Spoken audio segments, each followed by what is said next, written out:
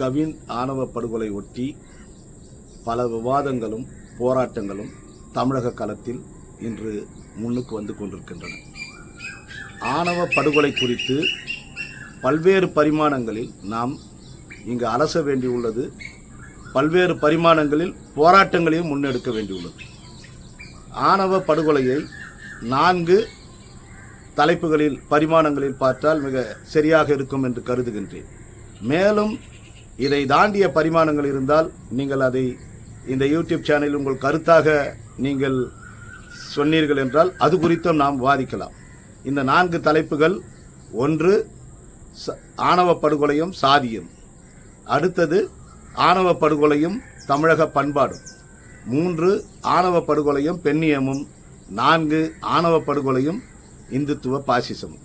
இதில் நாம் முதலில் விவாதிக்க வேண்டிய தலைப்பு ஆணவ படுகொலை சாதியம். நம் தமிழகத்தில் அல்லது இந்திய அளவில் எடுத்துக்கொண்டாலும் படிப்படியான முதலாளித்துவ வளர்ச்சியின் ஊடாக சமூகத்தில் பல்வேறு மாற்றங்கள் நிகழ்ந்து கொண்டிருக்கின்றது. கிராமங்களில் இருக்கக்கூடிய இளைஞர்கள் வேலையை தேடி நகரங்களை நோக்கி நகர்ந்து கொண்டிருக்கிறார்கள். கிராமங்களில் இருக்கக்கூடிய பெண்கள், இளைஞர்கள், ஆண்கள், பெண்கள் இருவரும் படிப்பதற்காகவும் வேலைக்காகவும் நகரத்தை நோக்கி நகர்வது என்பது இன்று பரவலாக நடந்து கொண்டிருக்கக்கூடிய ஒன்றாகும்.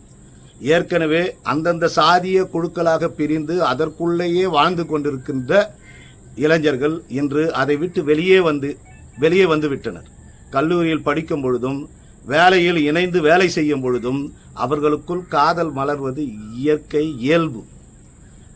இந்த சூழலில் சாதி தாண்டி காதல், கலப்பு சாதி திருமணங்கள் என்பது மிக பரவலாக மேலும் மேலும் அதிகரிக்கும் என்பதை யாராலும் மறுக்க முடியாது, தடுக்கவும் முடியாது.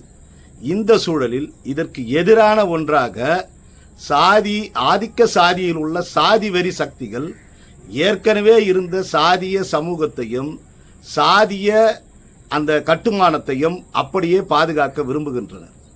ஆதலால் அவர்கள் சாதியத்தை கட்டி காப்பதற்காக இந்த இயல்பாக உருவாக்கக்கூடிய காதலை தடுப்பதற்கு அவர்கள் முயற்சிக்கின்றனர். அதனுடைய ஒரு கொடூரமான ஒரு செயலாக காதலித்தவர்களை படுகொலை செய்கின்றனர் என்பதுதான் இங்கு மிக முக்கியமான ஒன்றாகும். அதைவிட மிக கொடுமையான செயல் இன்று தமிழகத்தில் நடந்து கொண்டிருக்கின்றது. அரசும் வேடிக்கை பார்த்து கொண்டிருக்கின்றது. அது என்னவென்றால், இன்று தொலைக்காட்சி நடக்கும் விவாதங்களிலாகட்டும், பல்வேறு யூடியூப் சேனல்களில் நடக்கக்கூடிய வாதங்களிலாகட்டும் அல்லது பத்திரிகைகளிலாகட்டும், அவர்கள் ஆதிக்க சாதியில் உள்ள சாதி வெறி சக்திகள் சாதி கலப்பு திருமணம் செய்தால் அவர்களை வெட்டுவேன் என்று வெளிப்படையாக பேசுகின்றனர். அரசு இதை வேடிக்கை பார்க்கிறது என்பதுதான் மிக கொடுமையான ஒரு செயலாகும். நான் என் சாதியில் உள்ள ஒரு ஆண் அல்லது பெண் அடுத்த சாதியில் உள்ள ஆணையோ பெண்ணையோ திருமணம் செய்தால் அவனை முடித்து விடுவேன் என்று சொல்கின்றனர். நீயா நானாவில் மிக தெளிவாக ஒருத்தர் பண்ணையார்னு ஒருத்தன் உட்காந்துக்கிட்டு மிக தெளிவாக சொல்றான், என் ஜாதியை தாண்டி கல்யாணம் பண்ணா நான் அவனை முடிச்சிடுவேன்றான். இதற்கு அரசு எந்த நடவடிக்கை இல்லை. வெளிப்படையா த்ரெட்டன் கொடுக்குறான். இந்த சமூகத்தில் வெளிப்படையா அவன் மிரட்டுறான், எல்லாரையும் மிரட்டுறான். நீங்களால் காதல் சாதி தாண்டி காதல் செய்தீர்கள் என்றால் உங்களை வெட்டுவேன்னு சொல்றான். அரிநாடார் தெளிவா சொல்றான்.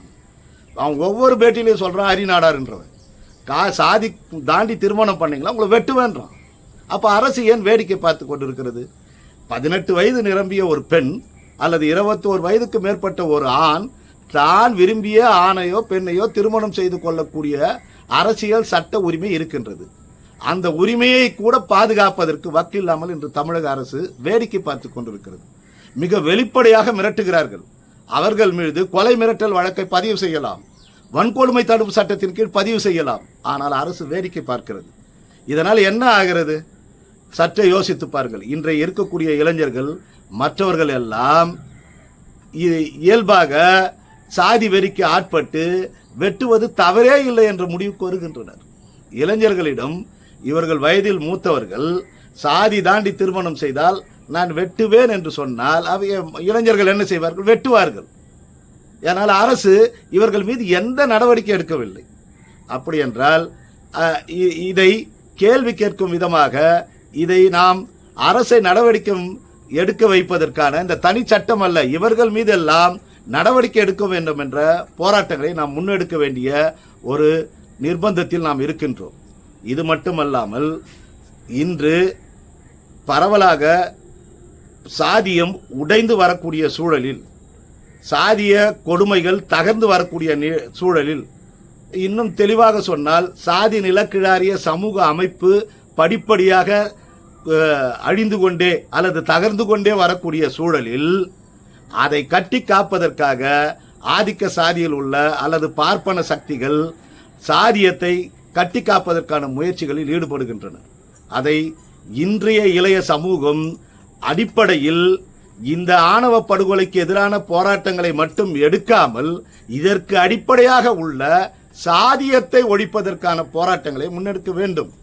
சாதியம் என்பது இங்கு எப்படி ஒரு சமூக வடிவமாக இருந்தது, அது எப்படி இன்று முதலாளித்துவ சமூகத்திலையும் பிரதிபலித்துக் கொண்டிருக்கின்றது, அரசியல் அமைப்பிலும் அல்லது அரசாங்க வேலைகளில் கூட சாதியம் எப்படி இருக்கின்றது என்று அனைத்து தளங்களிலும் சாதியத்திற்கு எதிரான, சாதிய அமைப்புக்கு எதிரான போராட்டங்களை நாம் முன்னெடுக்க வேண்டும்.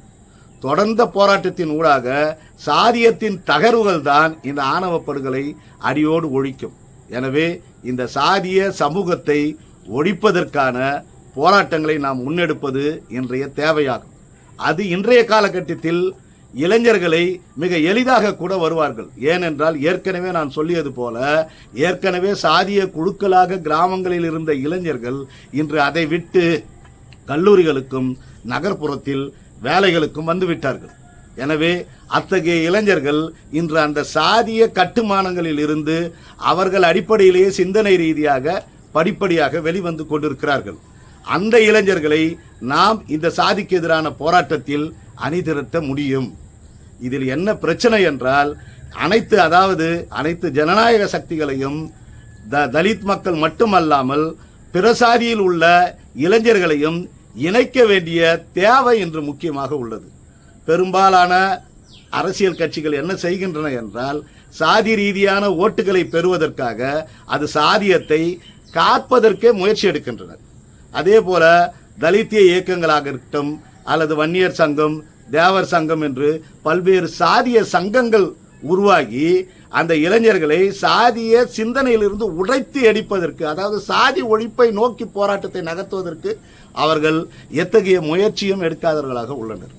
சில அமைப்புகள் பேசினாலும், திருமாவளவன் போன்றவர்கள் பேசினாலும் கூட நடைமுறையில் சாதி ஒழிப்பிற்கு அனைத்து சக்திகளையும் ஒருங்கிணைத்த போராட்டங்களில், ஐக்கியப்படுத்தப்பட்ட போராட்டங்களில் கொண்டு செல்வதற்கான முயற்சிகள் என்பது மிக குறைவாக இருக்கின்றது. பல்லர்களை அணிதிரட்டியுள்ள கிருஷ்ணசாமி போன்றோர் அவர்கள் ஆணவ கொடுமையை ஆதரித்து பேசும் அளவிற்கு இன்று பாஜகவோடு சேர்ந்து அந்த இந்து மதவெறிக்கு பலியாகி, பார்ப்பனியத்திற்கு பலியாகி அல்லது பார்ப்பனியத்துடன் இணைந்து பிழைப்பு நடத்துவதற்கு தன்னை தயார்படுத்திக் கொண்டு தன் சமூகத்திற்கே துரோகம் இழைத்து ஆணவ படுகொலையை ஆதரித்து பேசுகின்றார். இதுதான் மிக கொடூரமானது. மிக தெளிவாக சொல்கின்றார்கள், அவர்கள் காதலிக்க வேண்டும் என்றால் அவர்கள் மாமனை காதலிக்கட்டும், இந்த சாதியில் உள்ளவர்களே காதலிக்கட்டும் என்று மிக தெளிவாக அவர்கள் சொல்கிறார்கள். எனவே நாம் இந்த சாதிய சமூகத்தை படிப்படியாக ஒழிப்பதன் மூலமாகத்தான் இந்த ஆணவ படுகொலைக்கு முற்றுமுழுதான முற்றுப்புள்ளி வைக்க முடியும். இது இன்னும் பல்வேறு பரிமாணங்களில் சாதிய ஆணவ படுகொலை குறித்து முன்வைக்கப்படுகின்றது. அதை அடுத்தடுத்த யூடியூப் சேனல்களில் நாம் பார்ப்போம். சேனல்